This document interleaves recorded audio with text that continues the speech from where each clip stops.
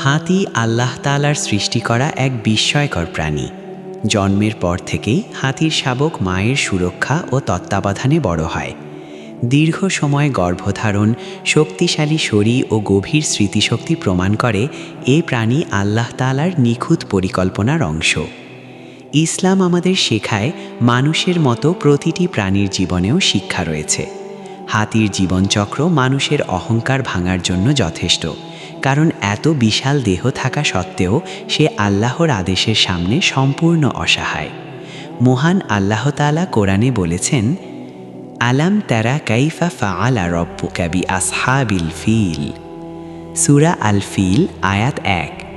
বাংলা ব্যাখ্যা, তুমি কি দেখনি তোমার প্রতিপালক হাতিওয়ালাদের সঙ্গে কি করেছিলেন?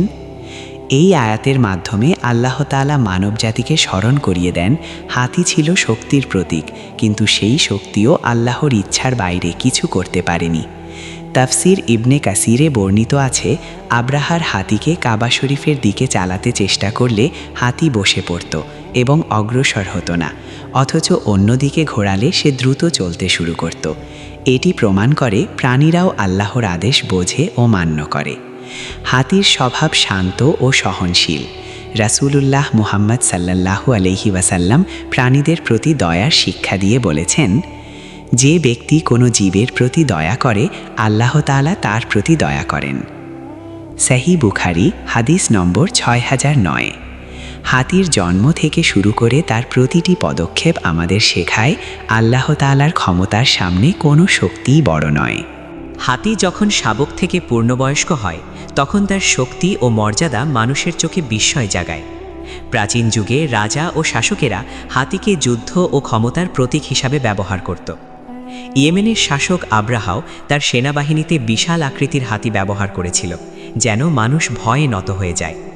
কিন্তু আল্লাহ তাআলা দেখিয়ে দিয়েছেন, ক্ষমতা অস্ত্রে নয়, তার ইচ্ছায়। মহান আল্লাহ তাআলা কোরআনে বলেছেন, আলাম ইয়াজআল কাইদাহুম ফি তাদলিল। সূরা আল ফিল আয়াত 2। বাংলা ব্যাখ্যা, তিনি কি তাদের ষড়যন্ত্র ব্যর্থ করে দেননি? এই আয়াতের মাধ্যমে বোঝানো হয়েছে, আব্রাহা ও তার বাহিনীর পরিকল্পনা যত শক্তিশালী হোক তা আল্লাহ তাআলার সামনে টেকেনি। তাফসিরে উল্লেখ আছে, আব্রাহার প্রধান হাতিটির নাম ছিল মাহমুদ।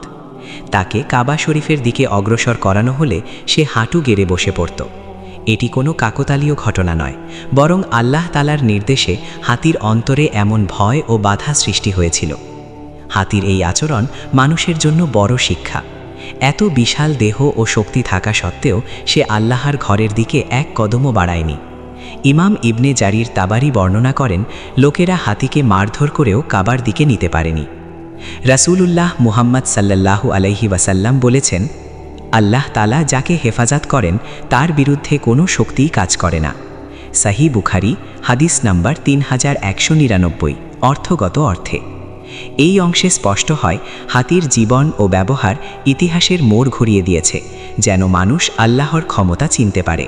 হাতির কাহিনী শুধু শক্তির ব্যর্থতার গল্প নয়, বরং আল্লাহ তাআলার গায়েবী সাহায্যের এক উজ্জ্বল দৃষ্টান্ত। আব্রাহার সেনাবাহিনী যখন কাবা শরীফ ধ্বংসের চূড়ান্ত সিদ্ধান্ত নেয়, তখন আল্লাহ তাআলা এমন এক ব্যবস্থা গ্রহণ করেন যা মানুষের কল্পনারও বাইরে। শক্তিশালী হাতি, সজ্জিত সেনা সবই তখন অসহায় হয়ে পড়ে। মহান আল্লাহ তাআলা কোরআনে বলেছেন, ওয়া আরসালা আলাইহিম তয়রান আবাবিলা। সূরা আল ফিল আয়াত 3। বাংলা ব্যাখ্যা, আর তিনি তাদের উপর ঝাঁকে ঝাঁকে পাখি পাঠিয়েছিলেন। এই আয়াতের মাধ্যমে বোঝা যায়, হাতির বাহিনী ধ্বংস হয়েছে এমন সৃষ্টির মাধ্যমে যাদের মানুষ তুচ্ছ মনে করে। তাফসির ইবনে কাসিরে বর্ণিত আছে, সেই পাখিরা ছিল ছোট আকারের, কিন্তু তাদের ঠোঁট ও পায়ে ছিল পোড়া মাটির পাথর। হাতিরা তখন ভয় ও বিশৃঙ্খলায় ছুটোছুটি করতে থাকে। কেউ কেউ রোগাক্রান্ত হয়ে পড়ে, আবার কেউ সেখানেই মৃত্যুবরণ করে। হাতির এই অসহায়ত্ব মানুষের জন্য বড় শিক্ষা। শক্তিশালী দেহ, দীর্ঘ জীবন ও ভয়ঙ্কর চেহারা সবকিছু থাকা সত্ত্বেও আল্লাহ তাআলার সিদ্ধান্তের সামনে সে ছিল একেবারেই দুর্বল। রাসূলুল্লাহ মুহাম্মদ সাল্লাল্লাহু আলাইহি ওয়াসাল্লাম হাতির বছরের গুরুত্ব সম্পর্কে বলেছেন, আমি সেই বছরে জন্মগ্রহণ করেছি যেই বছরে হাতির ঘটনা ঘটেছিল। সাহি বুখারি হাদিস নাম্বার 390। এই অংশ থেকে বোঝা যায় হাতির জীবন শুধু একটি প্রাণীর গল্প নয়, বরং নবী আগমনের পূর্ব প্রস্তুতির এক ঐতিহাসিক নিদর্শন। হাতির বাহিনীর উপর আল্লাহ তাআলার আযাব নেমে আসার পর দৃষ্টিটি ছিল অত্যন্ত ভয়াবহ ও শিক্ষণীয়। বিশাল আকৃতির হাতিগুলো তখন আর শক্তির প্রতীক রইল না, বরং আল্লাহর শাস্তির সামনে অসহায় প্রাণীতে পরিণত হল। ইতিহাসবিদদের বর্ণনায় পাওয়া যায় অনেক হাতি দিকভ্রান্ত হয়ে পড়েছিল এবং সেনাবাহিনীর মধ্যেই বিশৃঙ্খলা সৃষ্টি হয়। মানুষের অহংকার ভেঙে দেওয়ার জন্য আল্লাহ তাআলা হাতির মতো শক্তিশালী প্রাণীকেও ব্যবহার করেন। মহান আল্লাহ তাআলা কোরআনে বলেছেন, তারমিহিম বিহিজারাতিম মিন সিজ্জিল, সূরা আল ফিল আয়াত 4। বাংলা ব্যাখ্যা, সেই পাখিগুলো তাদের উপর পোড়া মাটির পাথর নিক্ষেপ করছিল। এই আয়াত স্পষ্ট করে দেয় হাতির বাহিনী ধ্বংস হয়েছে কোনো মানুষের অস্ত্র দিয়ে নয়, বরং আল্লাহ তাআলার সরাসরি ব্যবস্থাপনায়। তাফসীরে বর্ণিত আছে, যখন সেই পাথর হাতি ও সৈন্যদের শরীরে লাগত তখন তার শরীর ভেদ করে ফেলত। কেউ সঙ্গে সঙ্গে মারা যেত, আবার কেউ ধীরে ধীরে পচে মারা যেত। হাতির এই পরিণতি মানুষের জন্য এক কঠিন সতর্কবার্তা। শক্তি, সম্পদ ও বাহিনী নিয়ে আল্লাহর বিরুদ্ধে দাঁড়ালে শেষ পরিণতি ভয়াবহ হয়। রাসূলুল্লাহ মুহাম্মদ সাল্লাল্লাহু আলাইহি ওয়াসাল্লাম বলেছেন, নিশ্চয়ই আল্লাহ তাআলা জালিমকে অবকাশ দেন, কিন্তু যখন পাকড়াও করেন তখন তাকে ছেড়ে দেন না। সাহি বুখারি হাদিস নম্বর 4686। হাতির এই পরিণতি মানুষের জন্য এক কঠিন সতর্কবার্তা। শক্তি, সম্পদ ও বাহিনী নিয়ে আল্লাহর বিরুদ্ধে দাঁড়ালে শেষ পরিণতি ভয়াবহ হয়। হাতির বাহিনীর ওপর আল্লাহ তাআলার আযাব নেমে আসার পর দৃষ্টিটি ছিল অত্যন্ত ভয়াবহ ও শিক্ষণীয়।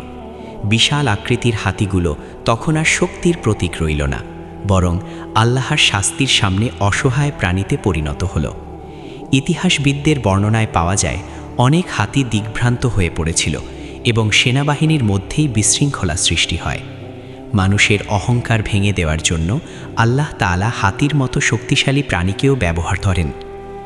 মহান আল্লাহ তাআলা কোরআনে বলেছেন, তারমিহিম বিহিজারাতিম মিন সিজ্জিল, সূরা আল ফিল আয়াত 4। বাংলা ব্যাখ্যা, সেই পাখিগুলো তাদের ওপর পোড়া মাটির পাথর নিক্ষেপ করছিল। এই আয়াত স্পষ্ট করে দেয় হাতির বাহিনী ধ্বংস হয়েছে কোনো মানুষের অস্ত্র দিয়ে নয়, বরং আল্লাহ তাআলার সরাসরি ব্যবস্থাপনায়। তাফসিরে বর্ণিত আছে, যখন সেই পাথর হাতি ও শরীরে লাগত তখন তার শরীর ভেদ করে ফেলত।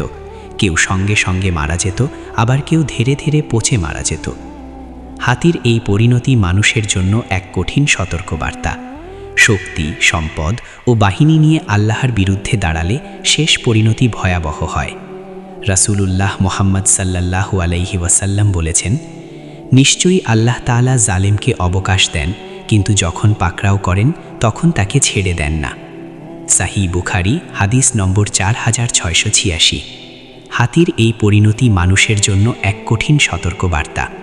শক্তি, সম্পদ ও বাহিনী নিয়ে আল্লাহর বিরুদ্ধে দাঁড়ালে শেষ পরিণতি ভয়াবহ হয়।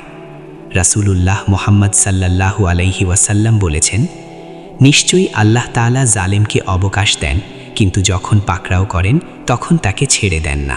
হাতির কাহিনী এখানেই শেষ নয়। এই ঘটনার পর হাতি মানুষের দৃষ্টিতে শুধু একটি প্রাণী নয়, বরং আল্লাহ তাআলার ক্ষমতার জীবন্ত সাক্ষী হয়ে ওঠে।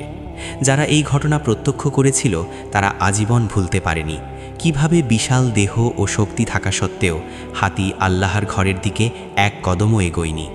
এই ঘটনা মানুষের মনে তাওহীদের বীজ বপন করে দেয় এবং মক্কার মানুষের অন্তরে আল্লাহ তাআলার প্রতি ভয় ও সম্মান বাড়িয়ে তোলে। মহান আল্লাহ তাআলা কোরআনে বলেছেন, আলাম তারা কাইফা ফাআলা রব্বুকা, সূরা আল ফিল আয়াত 1 অংশবিশেষ। বাংলা ব্যাখ্যা, তুমি কি লক্ষ্য করনি তোমার প্রতিপালক কিভাবে কার্য সম্পাদন করেছেন? এই আয়াত বারবার স্মরণ করিয়ে দেয় মানুষ দেখলেও শিক্ষা নেয় না, কিন্তু আল্লাহ তাআলা প্রশ্নের মাধ্যমে মানুষকে চিন্তা করতে বাধ্য করেন। হাতির আচরণ প্রমাণ করে আল্লাহ তাআলা চাইলে প্রাণীর অন্তরেও হেদায়েত ও বাধা সৃষ্টি করেন। তাফসিরে বলা হয়েছে, হাতির এই অবাধ্যতা আসলে আল্লাহ তাআলার আদেশ পালন ছাড়া কিছুই ছিল না। রাসূলুল্লাহ মুহাম্মদ সাল্লাল্লাহু আলাইহি ওয়াসাল্লাম এই ঘটনার শিক্ষা মানুষের জীবনে প্রয়োগ করতে বলেছেন। তিনি শক্তি ও অহংকার সম্পর্কে সতর্ক করে বলেন, যার অন্তরে এক বিন্দু অহংকার থাকবে সে জান্নাতে প্রবেশ করবে না। সহিহ বুখারী হাদিস নম্বর 5146। হাতির জীবন আমাদের শেখায় আল্লাহ তাআলার সামনে বিনয়ী হওয়াই প্রকৃত শক্তি। যে অহংকার নিয়ে আল্লাহর সীমা লঙ্ঘন করে তার পরিণতি হাতিবালাদের মতোই হয়। হাতির জন্ম থেকে মৃত্যু পর্যন্ত জীবনের সারসংক্ষেপ করলে দেখা যায় এই প্রাণী আল্লাহ তাআলার কুদরতের এক নীরব ঘোষণাপত্র। শক্তি, দীর্ঘ আয়ু ও বিশাল দেহ থাকা সত্ত্বেও হাতি কখনো সীমা লঙ্ঘন করে না। আব্রাহার হাতি কাবা শরীফের দিকে অগ্রসর না হয়ে আমাদের শেখায় আল্লাহ তাআলা যাকে যেমন দায়িত্ব দেন সে তেমনই আচরণ করে। মানুষের মতো বিবেক না থাকলেও আল্লাহ তাআলা প্রাণীদের অন্তরে এমন অনুভূতি সৃষ্টি করেন যা মানুষকেও লজ্জায় ফেলে দেয়। মহান আল্লাহ তাআলা কোরআনে বলেছেন, ইন্না রব্বাকা লাবিল মিরসাদ, সূরা আল ফজর আয়াত 14। বাংলা ব্যাখ্যা, নিশ্চয়ই তোমার প্রতিপালক সদা পর্যবেক্ষণে রয়েছেন। এই আয়াত হাতির কাহিনীর সঙ্গে গভীরভাবে সম্পর্কিত। আব্রাহা ভেবেছিল শক্তি দিয়ে আল্লাহর ঘর ধ্বংস করা যাবে, কিন্তু আল্লাহ তাআলা দেখিয়ে দিয়েছেন তিনি সব কিছু দেখেন এবং সঠিক সময়ে সিদ্ধান্ত নেন। হাতির মৃত্যু, বাহিনীর ধ্বংস সবই ছিল নির্ধারিত সময় ও পরিকল্পনার অংশ। রাসূলুল্লাহ মুহাম্মদ সাল্লাল্লাহু আলাইহি ওয়াসাল্লাম তার জীবনে এই ঘটনার শিক্ষা বহন করেছেন। তিনি মানুষকে বারবার স্মরণ করিয়ে দিয়েছেন আল্লাহ তাআলার বিরুদ্ধে দাঁড়ানো মানেই নিজের ধ্বংস ডেকে আনা। সহিহ বুখারীতে বর্ণিত আছে, রাসূলুল্লাহ মুহাম্মদ সাল্লাল্লাহু আলাইহি ওয়াসাল্লাম বলেছেন, আল্লাহ তাআলা যাকে হেফাজত করেন তাকে কেউ ক্ষতি করতে পারে না। সহিহ বুখারী হাদিস নম্বর 3645। অর্থগত, হাতির জীবন আমাদের শেষ শিক্ষা দেয় আল্লাহ তাআলার আদেশের সামনে আত্মসমর্পণই নিরাপত্তা আর অহংকারী ধ্বংসের মূল। এই ইতিহাস থেকে আমরা শিখি আল্লাহ তাআলার শক্তির সামনে কোনো ক্ষমতাই টেকে না। হাতির বাহিনীর ঘটনা আজও আমাদের ঈমান জাগিয়ে তোলে। ভিডিওটি ভালো লাগলে লাইক দিন, আপনার অনুভূতি কমেন্টে জানান, আর এমন আরও ইসলামী ইতিহাস জানতে আমাদের চ্যানেলটি সাবস্ক্রাইব করুন। নতুন ভিডিও পেতে বেল আইকন বাজিয়ে দিন এবং আমাদের সাথেই থাকুন। আল্লাহ হাফেজ।